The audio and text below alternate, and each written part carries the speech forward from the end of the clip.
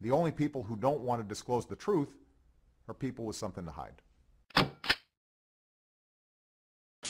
Well, the quest continues to find out just what happened in Boston at the marathon, who did it, and, of course, the ever-present why did they do it. Now, I mentioned earlier in the program, in the first hour, that this is how Bill Ayers got his start. This is how Bernadine Dorn got her start. Bill Ayers and Bernadine Dorn are now accredited educators in America.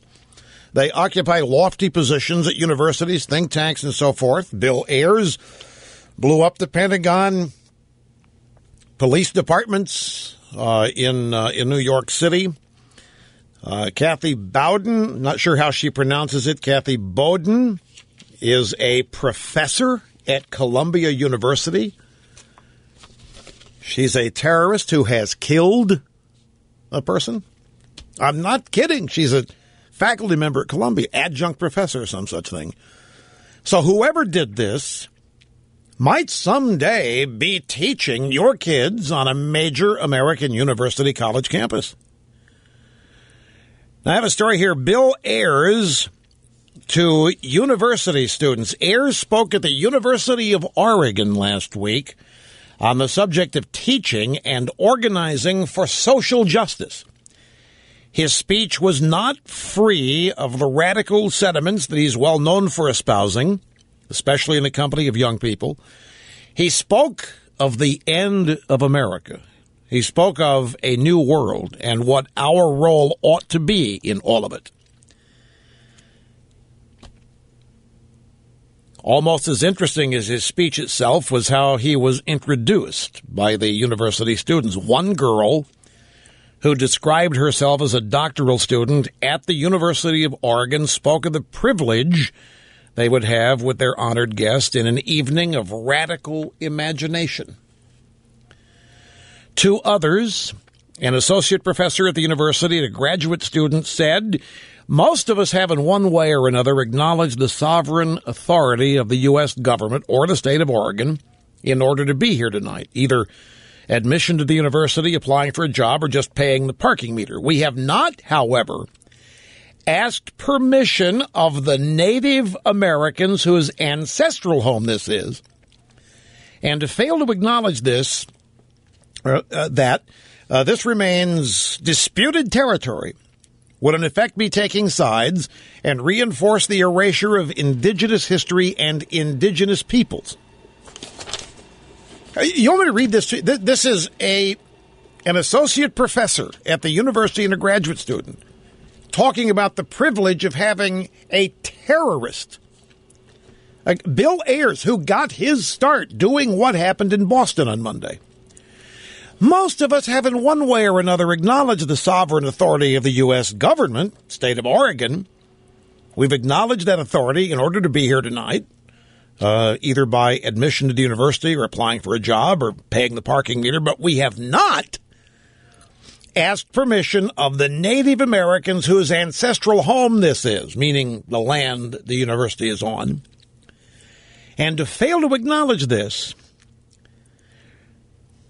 to fail to acknowledge that this remains disputed territory would in effect be taking sides and reinforce the erasure of... So these people are sitting there fretting and they're wringing their hands that while they're at the University of Oregon and in the company of Bill Ayers, they're also occupying land that isn't theirs. It's the Native Americans' land, and it was taken away from them, and they feel guilty about it because they are there. They have therefore erased indigenous history and erased indigenous peoples. And they're feeling guilty over the fact that they're at the University of Oregon in the state of Oregon because it wouldn't be there had the Indians not been dispatched. When Bill Ayers got up to speak, it was largely of how the American empire is over and what this means for her citizens. The great challenge for our generation is to find a way not just to live differently as individuals, but to find a way to think differently about what work means, to think differently about citizenship, what that means, to think differently about what it means to be a citizen of the world. One of the great dangers that we live in right now is I don't think there's any question, and I don't think any of you would question, that the American empire is in decline. Economically, politically, and in some ways culturally, we are in decline. The difference is he is happy about it. Bill Ayers is happy about that. That's what he's been working toward. One of his best friends is Barack Obama. And I agree with him. We are living in a decaying country. We are living in a dying country. The difference is I cry about it. The difference is I cringe deeply over it. Bill Ayers, Bernadine Dorn, and these students think it's a good thing that America is in decline. But then Ayers said, and despite all of this, the United States remains the most powerful, weaponized military system the earth has ever known. He's not happy about that. So while we may be in decline, we still have a lot of decline left to effect.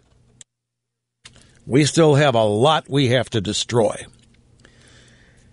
Ayers said that this decline, while still being the most powerful weaponized military system the earth has ever known, is a treacherous combination.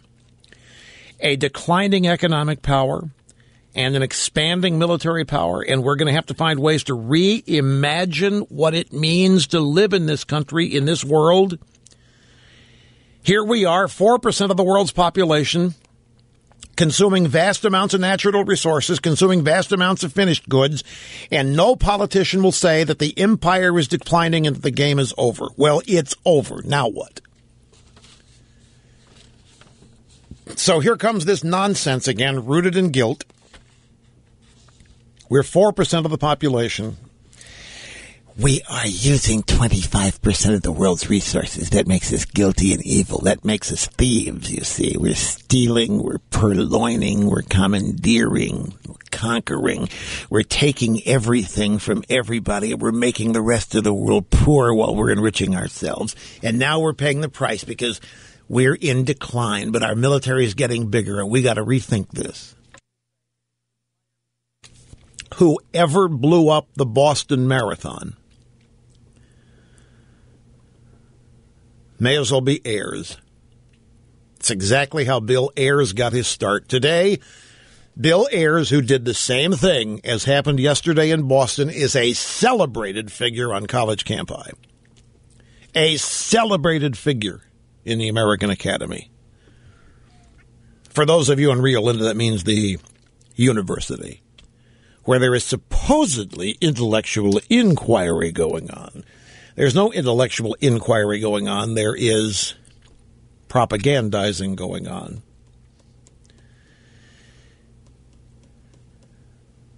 And worse.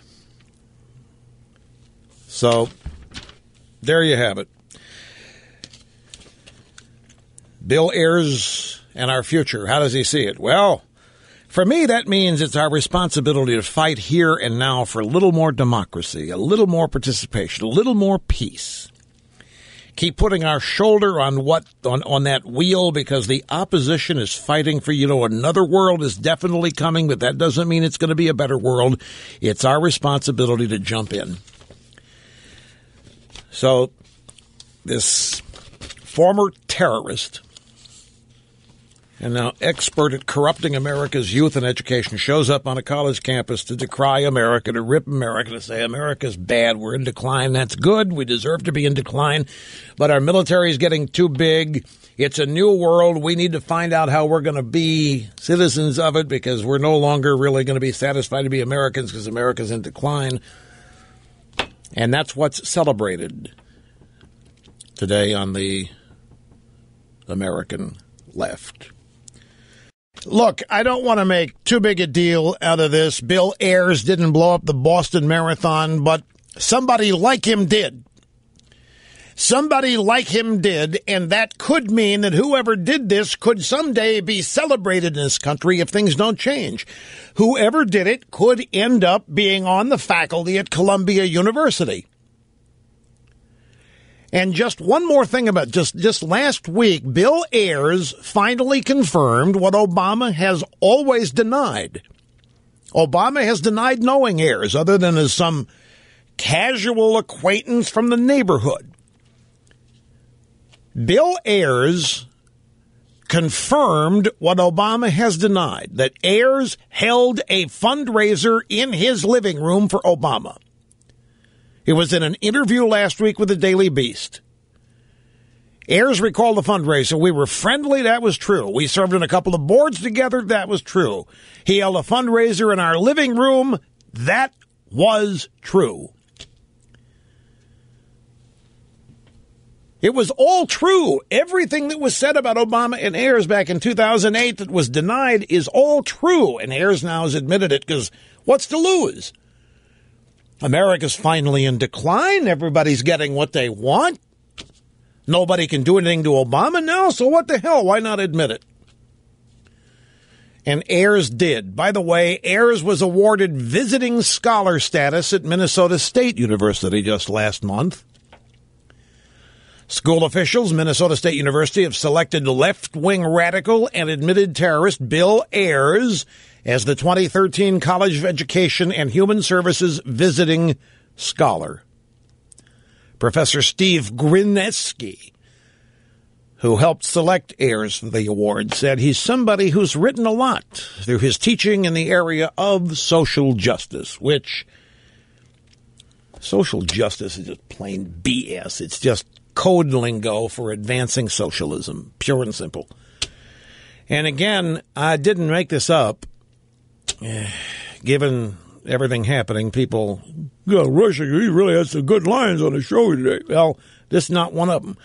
The Department of Homeland Security today did, in fact, advise police agencies to be on the lookout for any pressure cookers on the street and deem them suspicious. It's in the New York Post. Well, it's everywhere now. Particularly pressure cookers with timers. These pressure cookers had timers on them. Pressure cookers in black bags. So now everybody be vigilant, be on the lookout for pressure cookers.